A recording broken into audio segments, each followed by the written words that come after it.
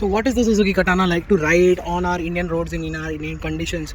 Well, let's get done with the fact that the ground clearance can be a bit of an issue at really tall speed breakers. I suggest that you stand up, and keep the speed same and constant so that you can get over it really well. And of course, you also have very good ride quality surprisingly because the suspension is really well adjusted for our conditions. You've got a USD fork, of course, at the front, which is a 41 millimeter. At the back, you also get a adjustable suspension, which is only done by a spanner. There is no knob, there is no remote button for it to do so. So that's a little inconvenience. But at the same time, the front forks are adjustable, so you can do that. But that again has to be done at the service center if you don't have all the necessary tools and the experience to do so. So I would recommend you get both of them done at your convenience according to your comfort at a service station. Suzuki could have done better on that part, made suspension tuning at least at the rear much more easier. Smaller bikes get a knob, a remote to fix the rear suspension.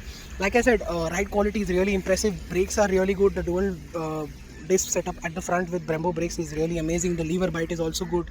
The levers are also adjustable, but only on the brake side to make sure that you get a comfortable grip on the lever and you can brake as per your convenience, and because that needs to be adjustable for every rider's need. And riding wise, of course, it's very stable. It doesn't feel really heavy like how some of its rival can, such as the Kawasaki Z1000.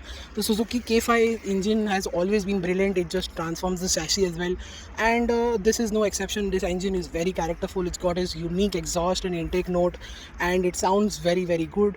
We've done a different video for that. To come to our channel to see that video, along with much more videos we've done on the Katana.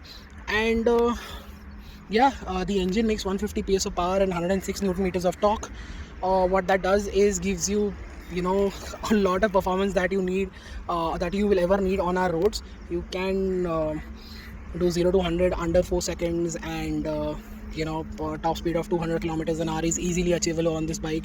You can cruise on it at 140-150 kilometers an hour. We did that in our Bombay-Pune run. We were really impressed on how comfortably this motorcycle can cruise. It's a roadster after all. What is also very special, apart from the engine and the chassis, which is really good on the bike, is the ergonomics. Is that it doesn't feel like a big bike, or I think it's the fact that we've been used to riding positions like this on smaller bikes from Kawasaki, KTM, etc. So that makes the experience riding the Katana really easy. You'll be surprised how easy this bike is to ride.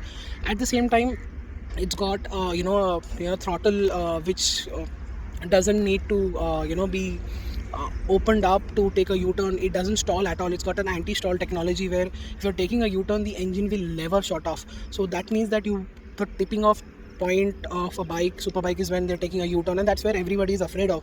That won't happen on this bike. So Suzuki's made sure that the bike is very easy to ride, and the riding experience of the bigger aspects should not be overshadowed by small mistakes that other manufacturers also make, which also hampers the rideability of the motorcycle. And Suzuki's done a brilliant job in that aspect. The ergonomics are comfortable. The engine is linear, smooth and refined. It's very easy to manage. It's very docile. Chassis wise also, I told you, ride quality is good, and we're really impressed with what Suzuki has to offer with the Katana. At 13.6 lakh rupees, I think it is good value. I remember the Kawasaki Z1000 twins came in at 12.5. They're also around the 13 lakh mark. So please remember that there is good value on offer with the Katana. I don't think that this bike could have been available at 12 lakhs. A lot has changed in the last 8 years. Definitely you can expect a price bump all over these years. The Suzuki Katana just makes up for that value really well. It's got the design, it's got the chassis, suspension, ride quality, ergonomics, looks, everything for it. Our verdict is for the Katana is really favorable if you're looking for a 1000cc roadster motorcycle, if you want something unique, and if you want something truly retro and really well made, and the way it looks and the way it rides is already spectacular. We don't think you should look for any other option apart from the Suzuki Katana in this segment. It's definitely getting a thumbs up from our end. Thank you so much for watching this video. Make sure you like it, share it and subscribe. Follow us on our website and social media for everyday updates. Until then, goodbye.